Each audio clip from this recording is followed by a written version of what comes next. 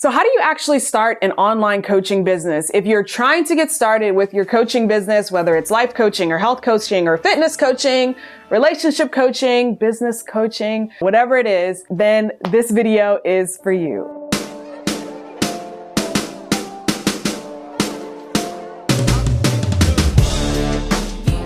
All right, so how do you get started with an online coaching business? The reason that I wanted to create this video is, first of all, I wanted to share my story and what happened when I started my coaching business, because I feel like it would be really helpful for you, especially if you're getting started with your own coaching business. And before I share that, I guess I should kind of start with what is coaching in particular, because there are some people who call what they do coaching when it's really consulting, or they use the word consulting when they're really doing coaching. So the difference between coaching and consulting, in my belief, is that coaching is when you are encouraging someone to become the best version of themselves, or, for their business to become the best that it can be. And encouraging them, meaning they already have all the answers, you're providing accountability and support, and you are kind of guiding them along. Consulting is more like showing them what to do. This is how I feel it is. It's just kind of showing them what to do, and then as they do it, you're also kind of guiding them, but you're telling them what to do. The reason that some people kind of get a little confused is that coaching and consulting to me is kind of like the same thing. It's very, very similar, which is why I just chose a word and I went with it, because really what I do is more in the consulting realm, where I'm, for marketing consulting, I'm like telling people what to do. I'm showing them what to do. In some instances, for some of my one-on-one or my done for you clients, I'm actually doing the work for them. And then we're kind of moving on from there. And then even in the courses, like the courses that I have are more consulting based, because I'm telling you exactly what to do, how to do it, and then you just got to implement. Versus the coaching. So I've had some coaching clients, and I realized that I don't really like coaching that much, because even though I can do accountability and, do the whole rah, you can do it thing, I prefer to work with people who are self-motivated, and they don't need me to say, hey, your homework is due. Like, let's get it done. So even though I started out in coaching, I've over the last couple of months and really like a year or so have transitioned more into just consulting. So if you need coaching and you're like, I want you to be my accountability partner, like I don't offer that. What I do offer is the project that we're going to do. I'm going to show you exactly what we're doing, and I'm going to show you what you need to do, and then you're going to do it. I'm going to check your homework, and then we're going to move on to the next piece. So that's kind of the idea or the difference in my mind between coaching and consulting. But the reason that I use coach is because that's what my clients use. So I help coaches create and fill their coaching program. And a lot of my clients are coaches who do that accountability, and they do help people in, doing those calls to kind of get them going and doing what they need to do. But some of my clients are kind of technically consultants, where they're teaching people and sharing with them what to do and kind of guiding them along the way as well. So before we get bogged down into which is which, and maybe you can comment below and let me know which you've always used and in which instance, I just use coach to kind of encompass a coach or a consultant. It's someone who helps you achieve an outcome. Okay. So when you're wanting to start your online coaching business, I guess that's the first thing you can start with is, how do you want to name yourself? Do you want to be a coach where you're just encouraging? And I shouldn't say just, because it's important, especially if you're like mindset coaching, being that encouragement, helping them find the answers within themselves, like helping them self-reflect, all of those things. It's very, very powerful, and it's definitely worthy of high value. But also you kind of think of, if you're doing something that's a little bit more tangible, like marketing strategy or business strategy or financial planning or financial coaching, then you might be more of a consultant. But it doesn't really matter, but you can choose whichever title that you'd like. But the 3 things that I want to share with you on how to start your online coaching business is, number 1, determine your niche. So in determining your niche or your niche, and which one do you think it is? Is it niche or niche? You can comment below and let me know.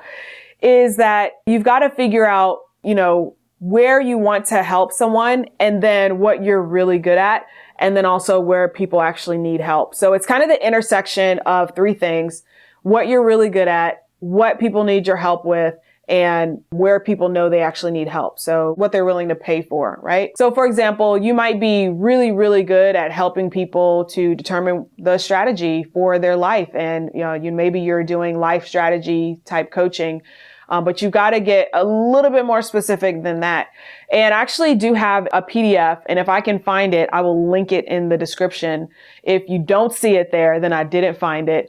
But I've got a PDF that talks a little bit more about this. So just in case I don't find it, let me just kind of go over what it is. Basically, you want to link your intangible coaching along with something tangible. So for example, if your niche is life coaching and you really want to help someone to, make a difference in their life, you have to link that with something tangible as well. So what are the outcomes that they can achieve now that they have your life coaching? Is it that now they're going to be more clear on their career path? So maybe it's like life and career coaching. Or is it that they're going to figure out what money blocks are holding them back? So maybe it's life and money coaching or like mindset coaching. Is it that they're going to be able to, they're going to get clarity so they can start a business? So maybe it's that clarity in the business coaching. Or is it that their life is just not going to be a disorganized mess anymore, which is going to allow them to do the things they want to do? So is it productivity? So you've got to figure out, there's so many people inside of the Get Coaching Clients community, which is the group that I host on Facebook, where they answer the questions when they come in. They answer the question of what type of coaching that you do. And a lot of people say, I'm a life coach, life coaching. I think when I went through and looked through all of the responses, like 40 to 60%. It was a really big chunk of people who said life coaching. But then there were some other people who did life coaching, but they were more specific, where they said, I do life coaching in the area of time management, or I help people with their productivity. So you've got to get specific with the intangible thing plus the tangible. So choose your niche. And I recommend that you choose two things, the intangible with the tangible. So if it's health coaching, that's intangible, right? Health is, you can't pick it up on a shelf, right? So it's intangible. Then mix it with something tangible. Like, is it weight loss, right? You can actually stand on a scale and see pounds up or down. Is it fat loss? You can use calipers to see, fat go up or down. Is it, clearer skin because of, better digestion or something like that? So you've got to figure out what that tangible and intangible is that goes along with your coaching. So you've got life coaching, you've got health coaching, you've got business coaching. So what types of businesses do you work with? What stage of business are they at? Is if you're doing, mindset coaching, is there a type of person that you want to work with for a particular type of outcome? So you've got to kind of figure out that niche, figure out who you want to work with. Okay. And if you're having trouble with this, really, I feel like the answers are inside of you. If you I guess I'm coaching. If you just take a moment and think about it, who do I want to work with, and really just dig deep, then you're going to figure out the person that you want to work with. Usually it's a former version of yourself in some area of your life. So I could do, financial coaching, which may or may not be the best thing for me to do. I could do life coaching, which may or may not be the best thing for me to do. I could do business coaching. So there's lots of areas of my life where I feel like I've failed and succeeded. And so those are areas that I could potentially do coaching in. So it's probably going to be some former version of yourself, not like your current version, but some former version of yourself that you're trying to help. And that will usually help you figure out what your niche is. The second thing to do in order to start your online coaching business is to figure out what certifications you need/want. Because in the US, coaching is largely unregulated, there's not a specific coaching certificate that you have to get in order to start coaching. With that said, there are some industries where you might want a coaching certification, and there's also some where maybe you do need one. Recently I read an article where there was someone who was arrested in Florida because she was giving health coaching advice, and it's just very heavily regulated. Unless you're a nutritionist, you're not allowed to tell people what they should eat. And that's why she was arrested. So you want to be really clear on what certifications you need, especially if it's something that you need by law, especially in the area of finance, in the area of mental health, in the area of physical health, and, kind of figure out what it is that you need and those certifications that you need, as well as the ones that you want. I know that popular certifications come from International Coaching Federation, so look into that. And there's, a lot of different places where you can get a $99 life coaching certificate. I actually Googled it to try to figure out what are some different places you can get certified. But you definitely want to make sure when you're looking at the certification that it's well respected. In general, your clients are probably not going to know what certification you should have before you start helping them. They're just going to want to work with you because you're you and because they feel like you can help them get a transformation. But you definitely don't want to be that scam person that's out there, thinking that you can help people and you can't, which is why I recommend that you start by working with one client for free first. And then, I think that's my next tip. Work with one client for free first so that you can get a feel for the coaching, what you're doing, and if you can actually help people. And that is number 3, which is work with a test client. So go out and get that first client. Usually what I recommend is that, you work with someone for free and set it up as if it was a paying client. So do the same number of calls, the exact same structure that you're wanting to do. Talk to them about the offer the same way that you would talk with a normal client. And the thing where I feel like a lot of my clients get tripped up is that they're not really sure what to say in order to book that client.